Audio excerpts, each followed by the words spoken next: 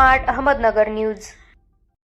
कोतवाली पोलिसांनी मिळवून दिले चोरीला गेलेले सोने। पाथर्डी येथील रितेश पटवा व त्यांच्या कुटुंबाला 4 डिसेंबर 2024 रोजी मध्यरात्री अहमदनगर येथे अडवून चोरांनी मारहाण करत 7 तोळे लंपास केले होते। या प्रकरणातील 2 आरोपींना कोतवाली पोलिसांनी जेरबंद केले।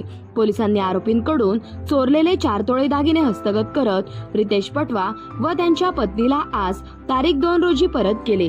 सराफाकडूनही मुद्देमाल हस्तगत। कोतवाली पोलीस ठाण्याचे पोलीस निरीक्षक प्रताप दराडे यांना मिळालेल्या माहितीनुसार तसेच तांत्रिक विश्लेषणानुसार सुरेश पटवा यांना लुटणारे 3 संशयित आरोपींपैकी 2 आरोपींना सहाय्यक पोलीस निरीक्षक योगिता कोकाटे यांनी अटक केली। त्यांच्याकडे अधिक चौकशी केली असता त्यांनी काही मुद्देमाल सराफ व्यावसायिकास विकला असल्याचे तपासात समोर आले।